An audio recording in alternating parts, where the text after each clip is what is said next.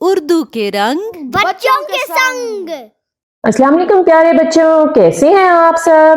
آج ہم اردو حروف تہجی میں اپنے دو آخری حرف دوستوں سے ملیں گے۔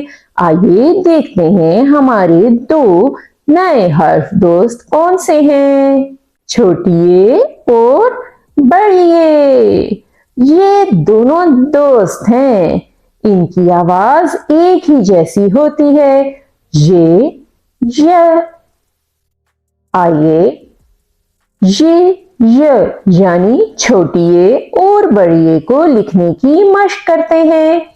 چھوٹیے کو لکھنے کے لیے داہنی طرف اور گولائی میں لائیں گے تھوڑا سا نیچے اور گول گھما کر ایک پیٹ بنا دیں گے گول۔ چھوٹیے کی شکل بالکل بطخ کی طرح ہوتی ہے اور بڑیے کو لکھنے کے لیے ایک چھوٹا الف بنائیں گے اور اسے آگے لے جائیں گے اور تھوڑا سا گولائی میں گھمائیں گے اور سیدھا لٹا دیں گے۔ یہ بن گیا بڑیے۔ بڑیے کو لیٹے رہنا بہت ہی پسند ہے۔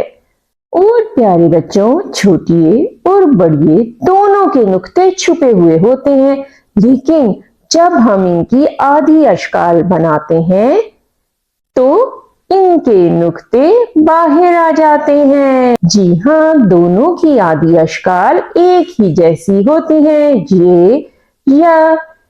اب ہم دیکھتے ہیں کہ یہ یعنی چھوٹیے اور بڑیے کی کہانی کیا ہوتی ہے۔ ارے یہ تو یوسف، یوسف بیٹھا ہوا ہے۔ یوسف تو بہت اداس ہے اور اسے اپنے ابو کی یاد آ رہی ہے۔ یوسف کے ابو یونان میں رہتے ہیں۔ ارے یہ کیا، یوسف کے ابو تو یونان سے واپس آ گئے۔ یوسف تو بہت خوش ہو گیا۔ یوسف کے ابو کا نام ہے یاسر، اور یوسف تو اپنے ابو کے ساتھ یوم پاکستان کی تیاری کرنے لگا۔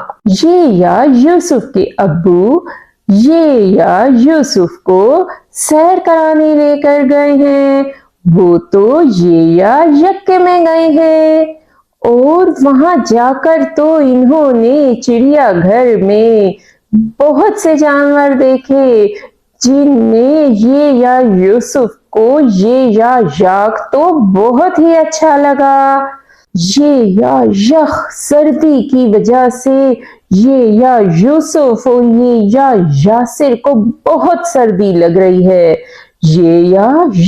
سردی، اور گھر آ کر انہوں نے یخنی پی، گرم گرم یخنی پی۔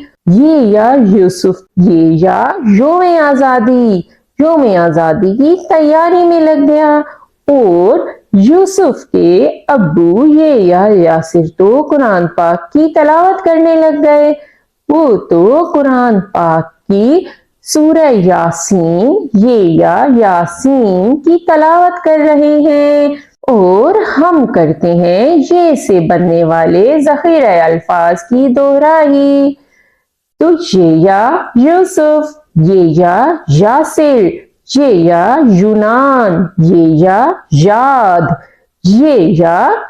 یوم پاکستان، یکا، یاک، یخنی، یوم آزادی، یاسین۔ کیسی لگی یہ آپ کو اردو حروف تہجی کے آخری دو حروف کی کہانی؟ کتنے دلچسپ حروف ہیں یہ، چھوٹیے اور بڑیے۔ یہ تو اتنے گہرے دوست ہیں کہ ان کی آوازیں بالکل ایک جیسی ہوتی ہیں۔